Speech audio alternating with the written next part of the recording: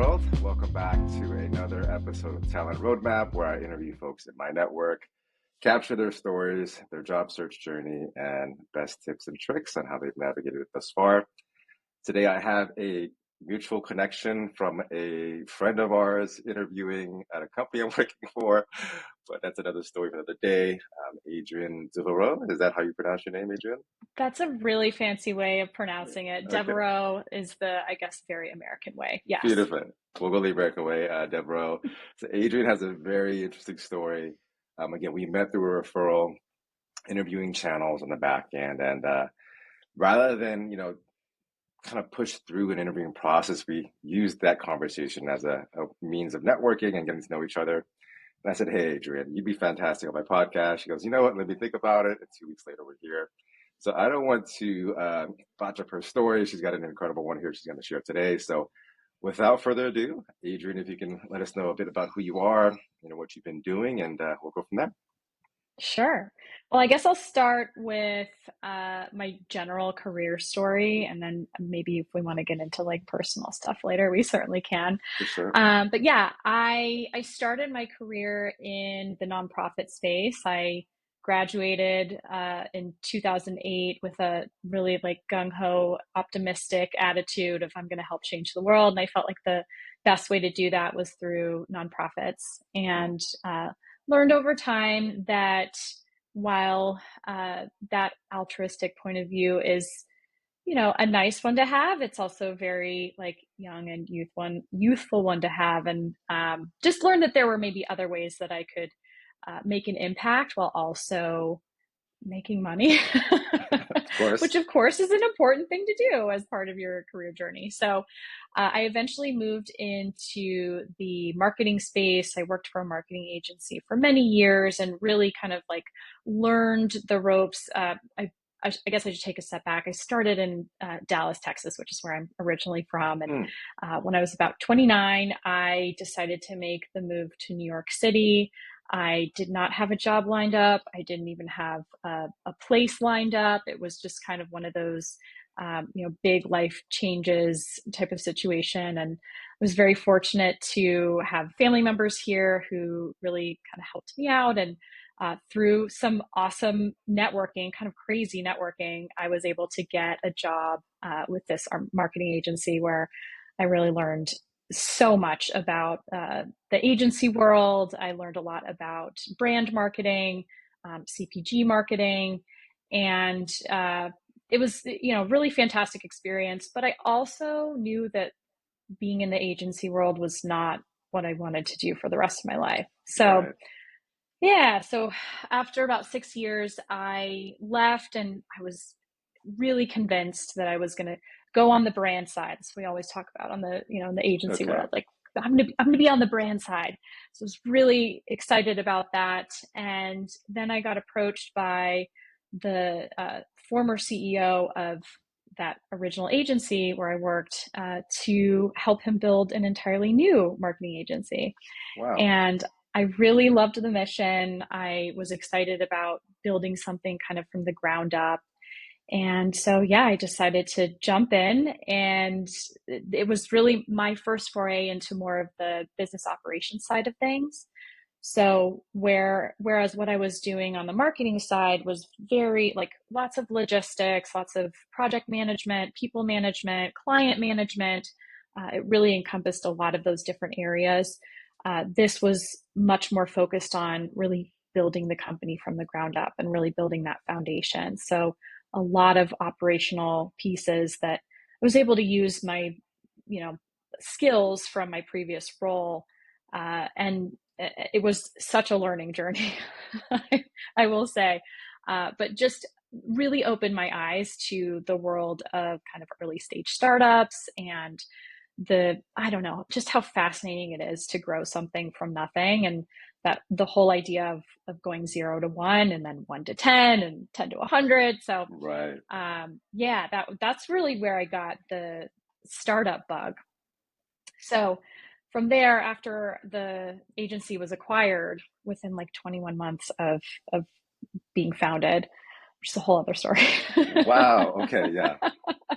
I might have Yeah, to ask you well, about that. we might get into that. So I knew after the acquisition happened, obviously, it was private equity acquisition, things changed within the company, the mission became very different. And so for me, it felt like a really good opportunity to finally divest from the marketing agency world and get more into this early stage startup space.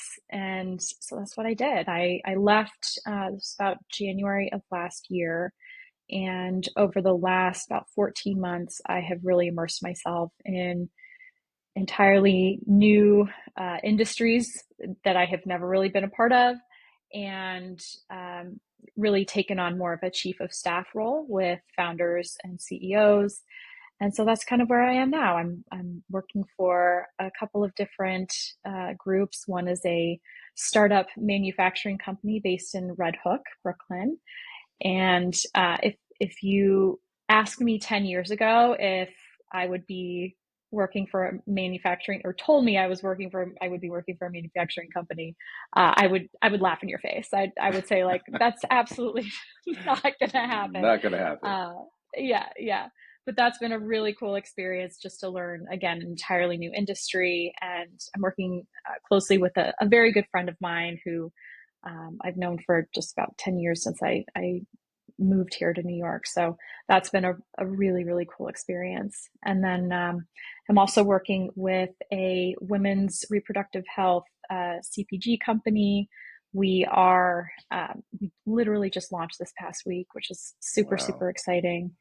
And so, yeah, that's flexing some different muscles, really more on kind of the people side and supply chain and logistics, in, again, an entirely new space for me. So that's kind of where I am right now. I know that's a lot, but it's been a fun road so far, and still so much more to go. I'm certain.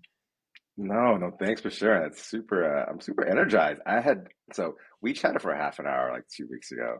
I didn't know that your road was like this exciting and there were so many moving parts and getting to manufacturing. You mentioned fractional work, which a lot of folks don't. I mean, even last year, I didn't know what fractional work actually even meant.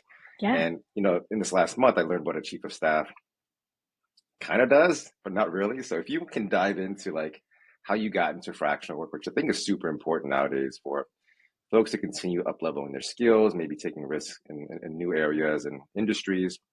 And then chief of staff, how does that all kind of fall into place within an organization? And I have a third question I won't ask yet, but I'll keep in my back pocket. So fractional work, chief of staff, can you just tell the world how that all comes together?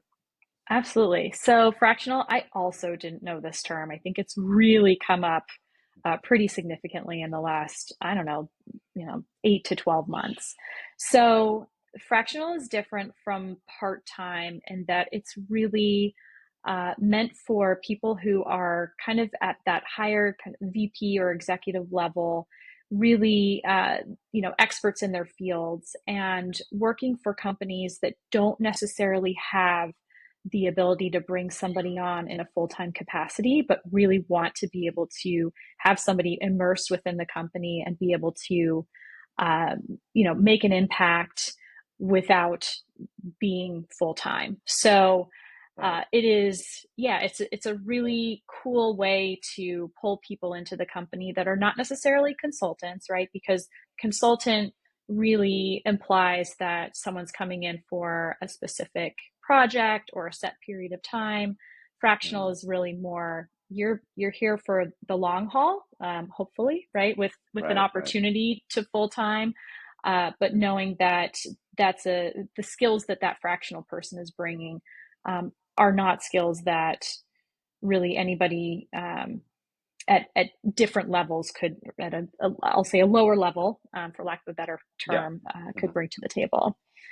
So, and I kind of learned about it somewhat haphazardly, I guess. It was really when I left my full-time role and was looking for new opportunities, the opportunities that were coming to me and that I was kind of coming across were with these early stage startups, because that's what I was interested in, right?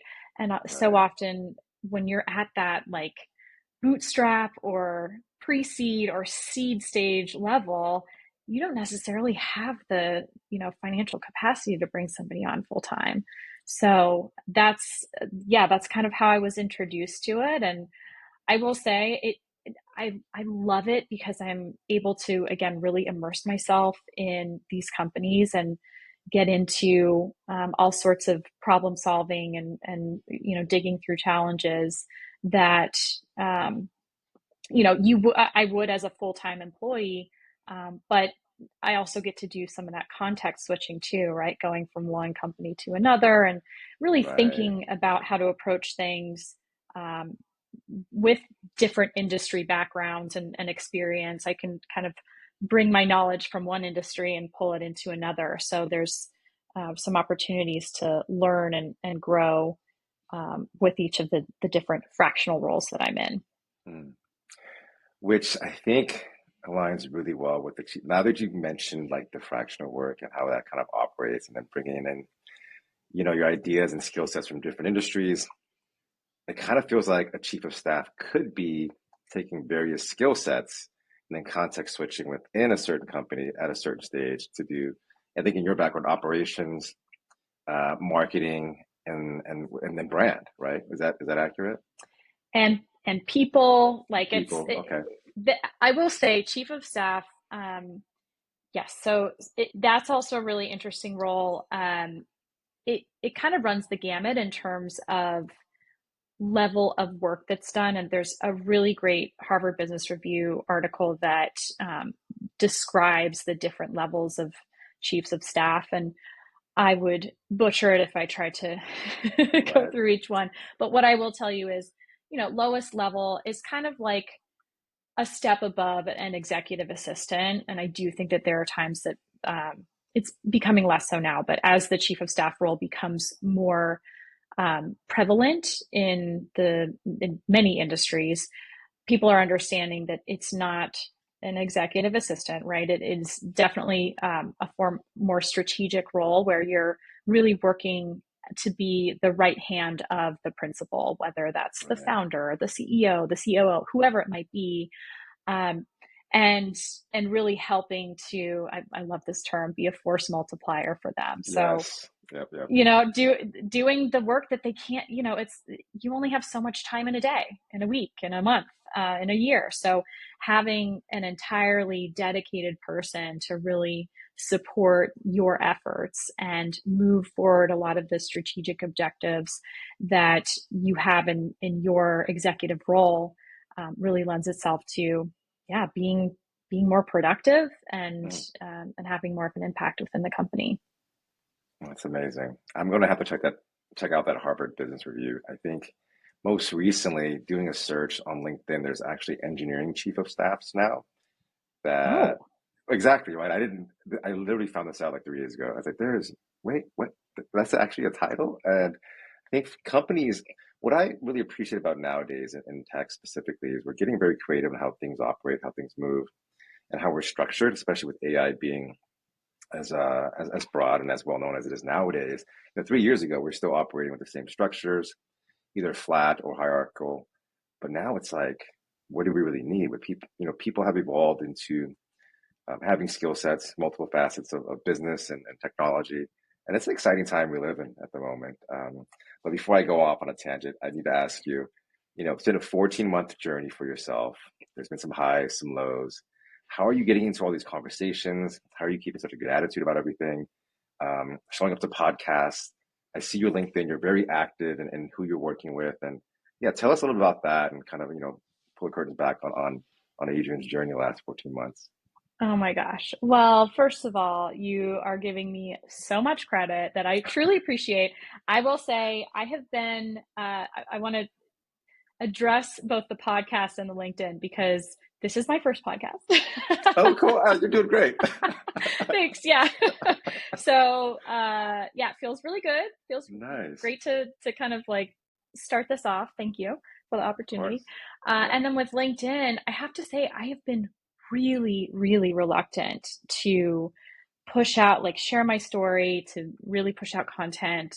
And it's really only been within the last few weeks that I finally have, I don't know, like gained the confidence, not even it's like I just needed a push, right? To Right. actually start to tell that story. And there's so much of my story that I think there is to tell, and a lot of people who I think can kind of resonate with it. So it's been interesting, just even over the last few weeks, seeing what's what people have responded to, and what's, I don't know, being what people are getting excited about. So Right. anyway, with all that, what I will say over the last 14 months, yes, it has been a lot of ups and downs, and I give a lot of credit to some really important networks that I joined fairly early on, recognizing that I couldn't really do this on my own, right? Like I just didn't, there's, I can't remember who said it, but I've had multiple instances where this has rung true for me, where, you could be amazing at what you do. Whether you're an engineer, whether you're a chief of staff, whether you're in brand marketing, um, but that doesn't necessarily mean that it's going to translate well to a job search. And Yes. there are just skills that you don't necessarily use in your everyday job, especially if your job is not one to that requires outreach, that requires putting yourself out there, particularly on places like LinkedIn and cold outreach, that sort of thing. So I think there's just such a disconnect, and it can feel really, really both overwhelming and discouraging when you get into that job search kind of mindset and you don't have resources to help and support you. So I figured out early on to join a couple of really interesting networks. So for me, knowing that Chief of Staff was the role that I wanted to focus on, Ask a Chief of Staff network was the first one I joined. There's also, I'm sorry, Ask a Chief of Staff is one. Chief of Staff network is another. Okay. So Two different yeah, networks. Got it. two different networks. Uh, and I also, well, I can get into this a little bit later, but um, health tech, femtech, and women's health were areas that I was particularly interested in. Last summer, I knew I wanted to immerse myself in those areas, so I ended up joining a group called In Women's Health, which had an entire business of women's health mini MBA program that I ended up Wow. doing. So really, just again, kind of immersing myself in the types of resources that would help me just have a better understanding of the industry, the landscape, the skills needed, how to talk to people about being a chief of staff or about Right. being in the world of women's health. So, network and having those different groups, I think, was super helpful for me.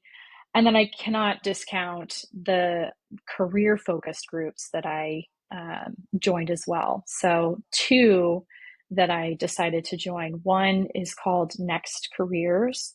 Okay. That is I love this. And I think that's actually how we ended up connecting, was through some mutual people in Oh, Next. okay.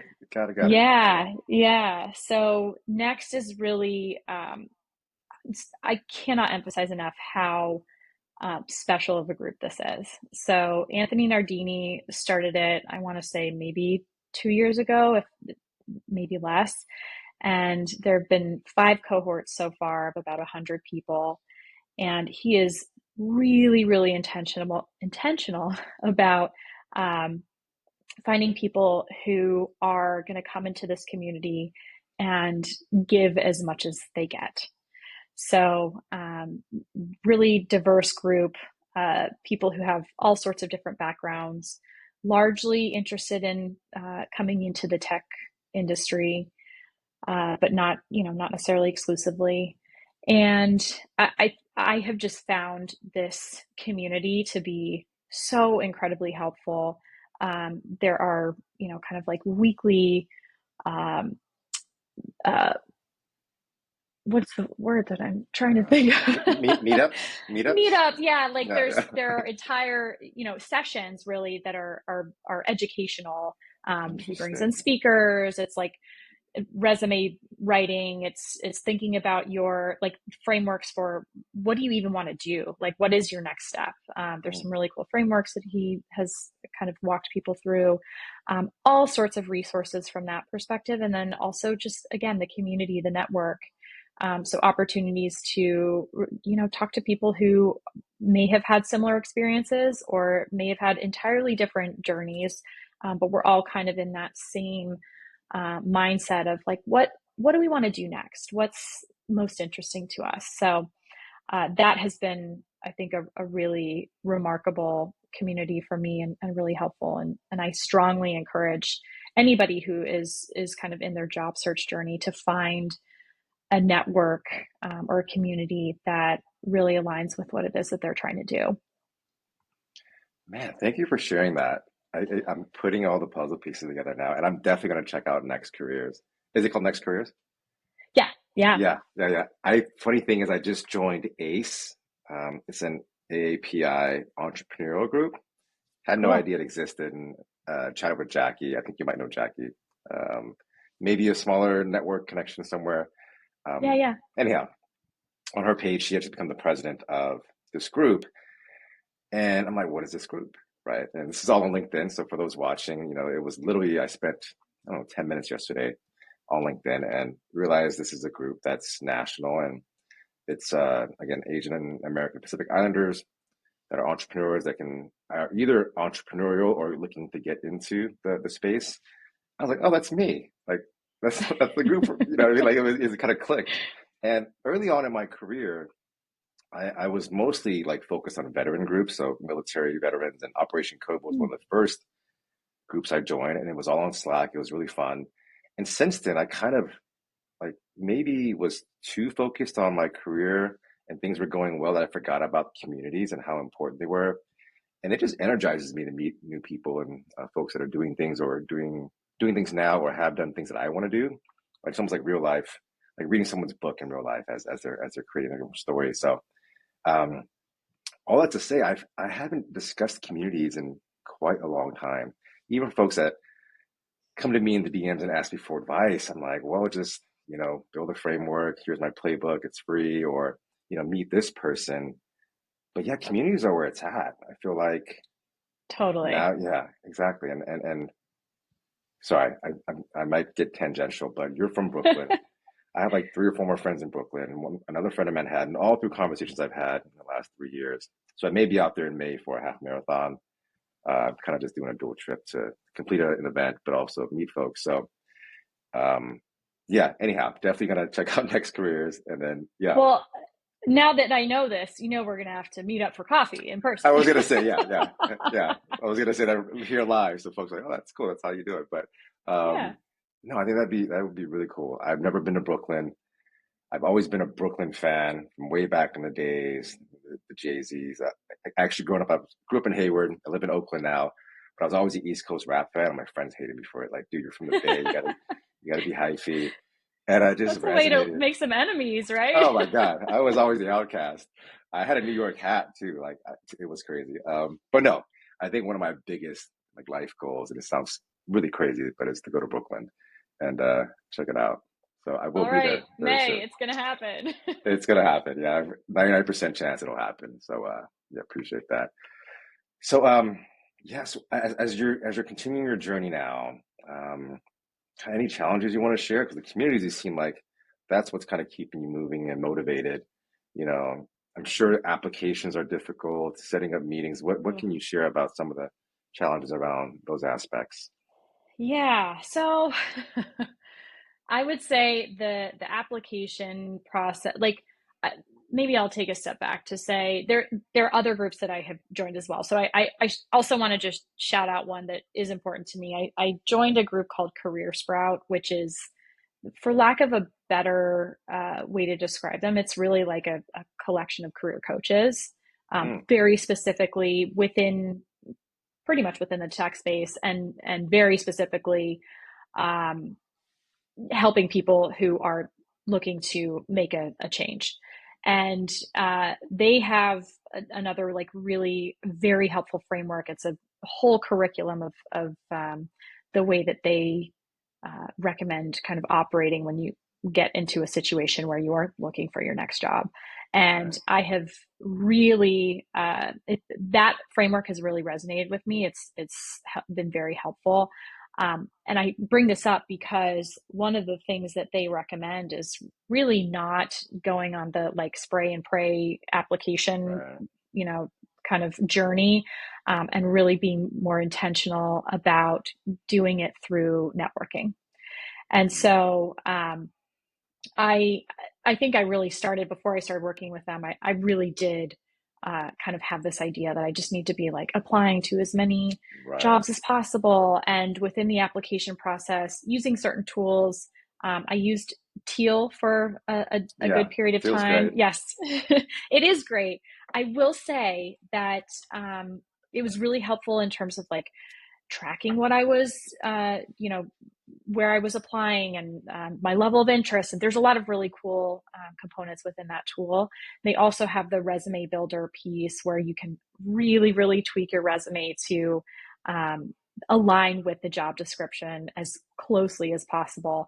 And I think I got a little too caught up in that and Right. seeing the seeing the meter go to green Yes. before hitting send. And working with Career Sprout has kind of shifted my thinking about that, where it's really for me not necessarily about changing my application every single job Yeah. that I'm applying for, but really again being more intentional about, okay, this is a job that I'm super interested in. I'm going to go try to talk to as many people as possible within that company through connections, through cold outreach, whatever I can, in order to, get myself um, kind of known, and Right. therefore the application is, it's not about like how quickly did I get the application in, because it is so cutthroat right now. Right. Right. Um, if you're not in within the first couple of days and there are hundreds of people applying, it's really hard to necessarily get your get your name Mm-hmm. in the you know top, I don't know, 5% of what they're looking Right. for. So yeah, I think for me the challenge that I had to overcome, and the thing that I had to become very comfortable with, was putting myself out there Mm. and doing the cold outreach. That was not really something that I felt like I had my skill set previously from, Right. my career. And yeah, just being really open and vulnerable to reaching out to people and letting them know I'd be interested in chatting with them, and being really clear about the reasons why I wanted to talk to them, and oftentimes doing so without necessarily seeing a job on a job board, right? Like Right. trying to make connections prior to there even necessarily being a role out there that I was, dying to take on. And in fact, with my current role with Wave By, the period pain company, um, I reached out cold to the CEO of one company, who said, you know what, I actually work with somebody who has a project that she's doing. I think you should talk to her.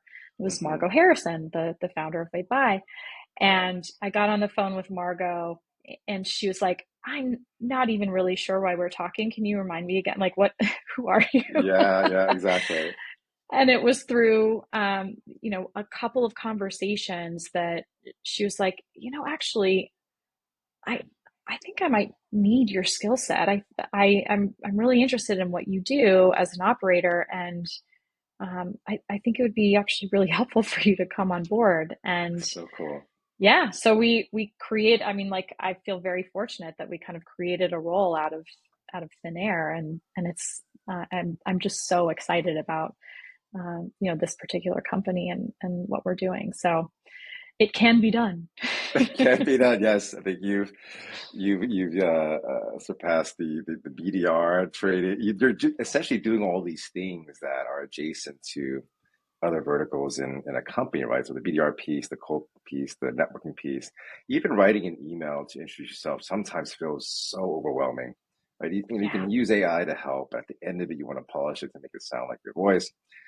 So, I mean, through all of these very uncomfortable situations, I mean, you're here now and you get to share your story, and it wasn't that bad, right? I'm assuming you look back, you're No. like, huh, it isn't as scary as people think. And I have a similar story when I was looking for roles, I just didn't know where to start. And I'm a recruiter. Yes, I can tap into my network. Half the time recruiting is understaffed or running lean at companies that I want to work at. And even in the interviewing process, I'm like shaking and like, how do I pitch myself? So it's a real Wait, issue. really? Yeah, yeah. I mean, there are so many recruiters out there that I admire, um, that I've worked with, that I know would be better in this position or certain recruiting role than myself. Because the way I view recruiting is fairly different. I don't even think, and this is going to be a hot take, I don't think job boards are are very useful anymore Oh, I because agree. yeah, okay, good, good. And Completely. I like having these conversations, understanding people's backgrounds, and what their motivations are. Because at the end of an interviewing process, you kind of have to really iron that out. And if it's not a fit, we've just spent 8 hours of your time, 10 hours of ours, documentation, so on and so forth. But if you have a conversation, then you can redirect someone to another opportunity similar to how you met way by. But yeah, I've been in this position to where a month later, no answer. I thought I did great. And typically what has worked for me is just the general theme of networking, meeting people, having conversations. And if the conversation goes well, you're memorable. And there's all the psychology behind it. But it really, at the end of the day, is to your point, the communities you build within your ecosystem, because I want to do different things in recruiting now and in the future. I don't necessarily see myself attached to a very specific seed stage startup. I love where I'm working now at Martian. So guys, if you're watching, I'm happy here. Um, and we get to do some very creative types of recruiting and sourcing. And obviously you came by way of a referral. And, in the email, we mentioned, hey, this has to be in San Francisco, but we still chatted Right. via Calendly link. And I think that's how hiring should be done, because it exercises people. Well, it helps folks exercise muscles that they haven't exercised in quite some time and really get into the conversation. And in that conversation, there's an interview just by chance, right? Um, so yeah, very cool story. I'm glad things are working out for you. And are there any, I guess maybe future? Well, maybe I shouldn't ask you for any announcements moving forward because I'm sure you're keeping those for LinkedIn. But what are you doing nowadays, and what do you do for fun? Let's talk about that. What any hobbies, any passions, any world changing problems you want to solve? Oh man. Well, so from a passion perspective, I think I've always been really into kind of health and wellness and Mm. fitness, kind of in various degrees, really from a consumer lifestyle lens. So like me, Oh, like cool. I love what that. works for Yeah. me, right? So that's been an interesting journey for me, especially as I think I mentioned this to you before.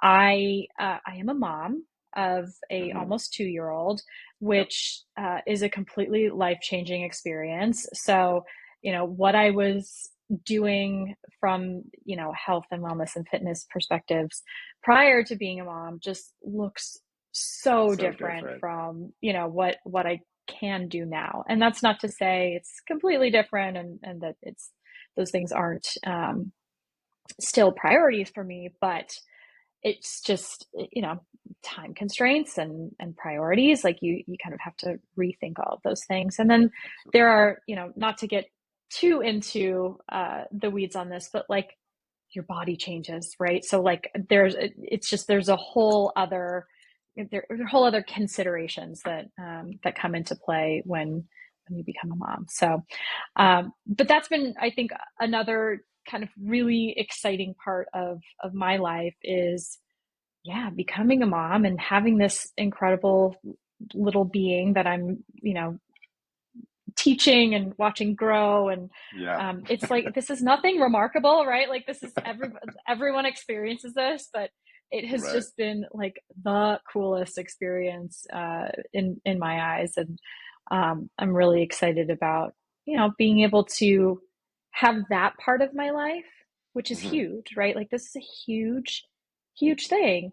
And also be able to still be an ambitious, woman who wants to grow her career and be really impactful in the work that I do. So it's not an easy balance. That's Of course. something that I've been learning, but I'm also incredibly fortunate to be able to have explored, the fractional work and kind of figuring out my own hours and doing things that work for our family, in addition to what works for growing my career. So yeah, it's been like I can't emphasize enough again, like just how cool it Yeah, is to be a parent. I So love if that. anybody out there is thinking about it, I highly recommend. And you just figure it out with the career stuff too. Absolutely. Um, so yeah. Very cool. Thanks for sharing that. I love that. Love that. Didn't expect that, but I'm glad you brought it up because it's, again, I'm a parent as well, and seeing, my children grow and them becoming who they are, it's like, wow, like we've just created this being. They're actually really cool. So you take credit for that a little bit, but you can kind of just watch them and learn from them, and you figure it out. You figure out where the time needs to be spent, and how the mornings will be, and you learn so much along the way about yourself as well. So I'll just add that in there. I didn't want to like discount, like I have kids as well, so Yeah. that's kind of cool. Um, yeah, you were gonna say something. Oh, just I didn't see this is we didn't talk about that in the 30 minutes that we had, Yeah, right? I didn't exactly, know you had exactly. kids. That's very Yeah, cool. yeah. My daughter has been surfing with me. My son is like he loves like martial arts movies. Like Ip Man is one of his favorites. And but now he's big into Transformers and like he's punching everything in a very playful way. He's 5, my daughter's 10. Anyhow, yeah, I can go on and on. They're amazing. But I mean, isn't that funny though? Like, you've been a parent for much longer than I have. yeah, I did not know. Like, you just don't know until you become a parent right. how, like, just how that's going to change your entire life. Like, you could see it, right? You can have a sense of it, but um, just how, I don't know, how much of a transformation that becomes for you too, right? And knowing, I mean, I'm obviously, like, you again, very ambitious person, like very big into your career, very big into helping others in their careers. um, but the fact that, like, you have this whole other side of your life that is incredibly meaningful, and being able to kind of harmonize the two of those, I think, is a really special thing that we don't give parents enough credit for. No, yeah, absolutely. I think, gosh, and I hate to go back to documentation because I'm that guy, but if you document a day in the life of a parent, and even more so maybe a single parent, it's incredibly impressive on how things get done when in the short amount of time that we have, mornings, evenings, and when they're at homesick or when they need help with homework or when they need to go to after school programs. And yeah, it's a jog, it's a what am I it's a jumble. It's I don't know. I'm like thinking It the is. It's parenting. all, yeah, it's all those things. It's a Yeah, juggle, it's a slog, it's a hard, like, it can be really hard. It can be, yeah. yeah, they're definitely, like, it's a challenge for Mhm. sure, but such a rewarding, I think, experience in Absolutely, the end. Yeah. absolutely, absolutely. Didn't know you were going to be talking about parenting, did you? No, not today. Yeah, and for those watching, I edit maybe some grammar things, but these episodes just go live and they go up on YouTube, and I think that's pretty cool. I think these like really raw and organic conversations will help folks like yourself 3 years ago, myself 3 years ago, who are afraid to like post on LinkedIn about their story, and things are just becoming a bit Yes. more transparent. Like even in job interviews, right? You feel the connection almost immediately when things are going well. Anyhow, yeah, happy to talk more about that in a later episode. I think this podcast is going to evolve more into more than just job seekers in tech. It could just be a career-based podcast. But I do have to ask one last question, shifting back into that category. What's one tip you'd want to give to folks listening on navigating their journey? Oh, the one tip. I think I have two. Cool. Yeah, Can we send do it. two? Let's Okay. do two. So no, sorry. I have three. I have three tips. Okay. Let's do it three. Tip number one. Tip number one. I really feel like you do, like, as at the very beginning, like as soon as possible, you kind of just have to get over yourself and, like, really just allow yourself to be authentic, the worst word, like such overused word, but truly, like, I think it's important to be authentic with people, to be willing to put yourself out there. And yeah, know that like you're not going to get a billion yeses, right? There's going to be more people who don't necessarily like accept your LinkedIn request or don't want to have a conversation with you. Like that's okay. It's all about, I think it's to some extent it's a numbers game, but Right. it's also about showing up as your authentic self and helping people understand why you're interested in talking to them and making those connections. The second one is oh my God, I'm blanking. I had this. I was like so prepared, Henry. No, it's all good. Let me help you. I think I might have read this earlier in our invite, and Yes. yes, Here, I've got second it. I've got one, it. know your You're gonna edit purpose. this out, right? Know your purpose. Yes. Maybe, maybe not. Who knows? Maybe not. Okay. Yes. It'll be in the blooper reel. There you go. Knowing your purpose. So before you even start reaching out to people, you have to know what it is that you're asking of them, or your ultimate goal, right? So really understanding what makes you tick, what excites you, where you want to go, and how you're going to get there. And yeah, just being able to articulate that in a pretty concise way so that the person you're talking to understands and is able to either help you or tell you, you know what, I actually like, there's not really much I can do here, but I'll certainly keep an eye out for you. Right. Right. So just having that sense of purpose is really helpful.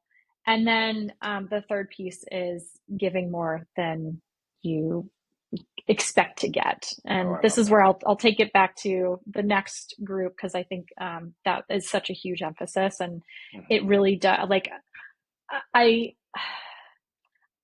it has been so helpful for me to have that mindset. And I feel like I've been able to make some really cool connections with people simply by having a conversation with them. People have reached out to me to say, hey, I noticed that you do fractional work. I want to learn more about that. I noticed that you're doing chief of staff. I just came into this role. I'd love to learn more about how you've approached it. And so Interesting. like me being able to talk to others and help others just through a 30-minute conversation, I've been able to meet so many cool people. And even though I may not necessarily see a job opportunity come out of that conversation next week or 3 months from now or a year from now, Right. like these are now people that I know and who I have, you know, brought some value to. And so that value is that, I think you mentioned this earlier, that goes a long way. And then like remembering who you are and recognizing that like, okay, you have something to give or you have given me something already. Right. Maybe I'll be at a point someday to reciprocate. So That's yeah. it. Yeah, I love the third one for sure. And thanks for the reminder. I actually forgot about next careers already, and I'm gonna have to dive in Yeah, there. I'm gonna send you some links after Yeah, so you've got please, the please. I resources. feel like I'm actually at a point where I'm gonna be like a community junkie from here on out. Like the podcast was one thing I was trying to build, like just to meet folks. And I mean, there's so many people out there, right? Tech, non-tech, just the entire world. I travel a bit as well nowadays, and I've met folks across Mexico, Canada, the US. I mean, we're friends on Instagram now. Anyhow, I think this is my path forward, and this conversation has helped me kind of understand that. So thank you for those Yes. three beautiful tips. Um, yeah, I don't want to wrap this up. I feel like we can keep going, but I I'm ready. know, I'm ready to seriously. edit. In my head, I'm like, I can edit this today and get it back over to Adrian. I'm that stoked to get this episode out. I think we had a fantastic conversation. It was good seeing you again. And for those watching, again, we'll get this episode uploaded as quickly as possible, and hopefully have a few more episodes in the future. Well, actually, maybe I'll bring my kit to Brooklyn and we do one at a coffee shop or something. That would be very cool. Yes. Wait, that'd be so cool. That would be so cool. Okay, there we go. So next episode with myself and Adrian, maybe episode 10, I'm sorry, 15 from here on out. And anyhow, I'm thinking way too deep, but I'll bring the kit. I'm gonna buy a kit and bring the kit. Anyhow, too excited. Yes. We'll see you in Brooklyn. in May. And I love it. thanks for joining us today. Thank you. This has been so much fun. So much fun. Next time. See All you right. guys.